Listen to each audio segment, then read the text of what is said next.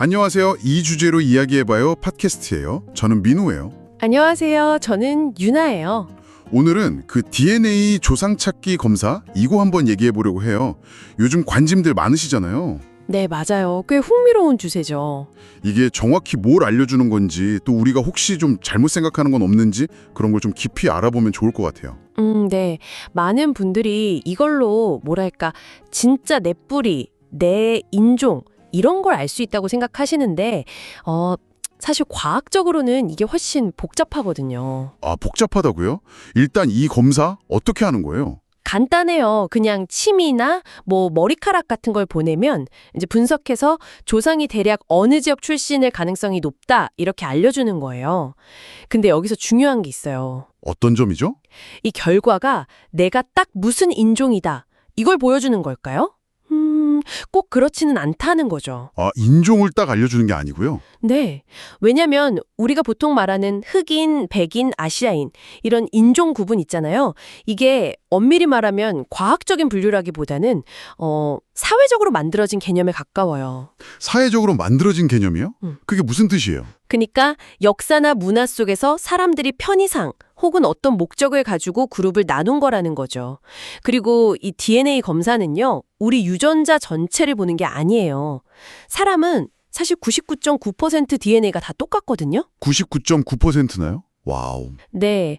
그래서 이 검사는 그 나머지 아주 작은 0.1% 차이를 봐요. 특정 지역 사람들에게서 좀 더 자주 보이는 DNA 조각들이 있거든요.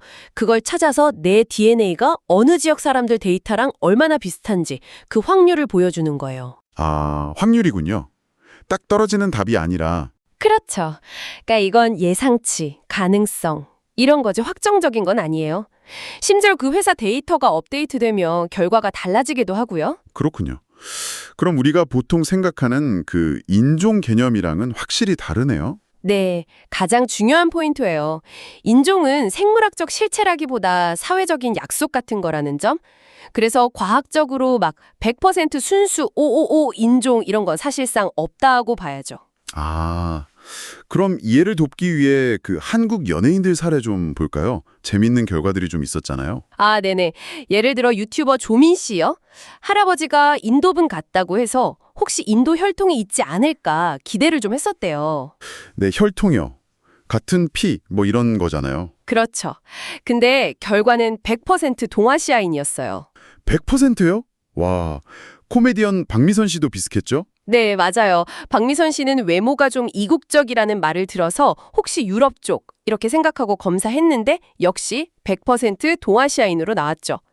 그러니까 겉모습만 보고는 정말 알 수 없다는 거예요. 그러네요. 가수 솔라 씨는 또 결과가 달랐던 것 같은데요. 네, 솔라 씨는 0.05% 아프리카 혈통이 나왔어요. 아주 작지만요. 그래서 뭐 아프리카에 괜히 친근감이 생긴다 이런 말도 했었는데 사실 0.05%라는 숫자가 이걸로 정체성을 말하기엔 좀 그렇죠. 0.05%면 정말 작은 수치네요. 배우 이동욱 씨 검사도 좀 특별했죠. 네, 이동욱 씨는 한국인에게서는 정말 드물게 나타나는 시베리아 쪽 유전자가 발견돼서 화제가 됐었어요. 그게 1%도 안 된다고 하던데요. 이런 사례들이 보여주는 건 우리 조상들이 우리가 생각하는 것보다 훨씬 다양하게 섞여왔다는 거예요. 뭐랄까, 단일 민족 이런 신화랑은 좀 거리가 있죠. 흥미롭네요. 근데 이런 검사가 자칫 잘못하면 문제가 될 수도 있다면서요. 어떤 점들이 우려되나요? 네, 몇 가지 짚어볼 게 있어요. 첫째는 사람들이 이 검사 결과를 너무 절대적으로 받아들여서 이게 진짜 나야 이렇게 오해할 수 있다는 점. 아, 결과를 너무 맹신하는 거요? 네, 둘째는 개인정보 문제예요. 내 유전자 정보가 해킹 당할 수도 있잖아요. 실제로 그 23andMe라는 큰 회사에서 700만 명 정보가 유출된 적도 있고요. 700만 명이요? 와, 심각하네요. 그쵸. 그리고 셋째는 이런 결과가 인종에 대한 편견이나 차별로 이어질 가능성도 있다는 거예요. 결과가 정체성 인식에 영향을 미친다는 건 구체적으로 어떤 건가요? 유전자 본질주의 이런 말도 있던데요? 아, 네. 그 유전자 본질주의라는 건 뭐랄까 사람의 특성이나 소속 그룹 같은 게 전부 유전자로 결정된다고 믿는 생각이에요. 그래서 DNA 검사 결과를 보고 아, 나는 원래 이런 사람이구나. 내 인종은 이거구나 하고 자신의 정체성을 규정해버릴 수 있다는 거죠. 근데 또 어떤 연구에서는 이 검사가 꼭 그런 본질주의를 강화하는 것만은 아니라고 했다면서요? 지식 수준에 따라 다르다고요? 네, 그게 또 중요한 포인트예요. 유전학에 대해 잘 아는 사람들은 오히려 검사 후에 인종이라는 게 생각보다 복잡하고 유동적이구나 이렇게 생각하는 경향이 있었대요. 고정관념이 줄어든 거죠. 반대로 관련 지식이 별로 없는 사람들은 결과를 보고 역시 DNA가 중요해. 이런 식으로 본질주의적인 믿음이 더 강해졌다고 하고요. 그러니까 어떻게 해석하느냐가 정말 중요하네요. 제대로 된 정보 없이 받아들이면 위험할 수도 있겠어요. 맞아요. 그래서 이런 결과를 법이나 정책 같은 데 함부로 쓰면 안 된다는 경고도 많아요. 인종의 사회적 문화적 측면은 전혀 반영 못하니까요. 개인정보 유출 위험도 있고요. 사회적으로는 또 어떤 영향이 있을 수 있을까요? 혹시 인종차별 같은 걸 부추길 수도 있나요? 그럴 수 있다는 우려가 분명히 있어요. 이 검사가 자칫하면 인종이 무슨 변하지 않는 생물학적 사실인 것처럼 보이게 만들 수 있거든요. 만약 사람들이 DNA가 모든 걸 결정한다. 이렇게 믿어버리면 어떤 인종은 우월하고 어떤 인종은 열등하다는 식의 아주 위험한 생각으로 이어질 수도 있잖아요. 역사적으로 그런 비극이 많았고요. 네, 정말 조심해야 할 부분이네요.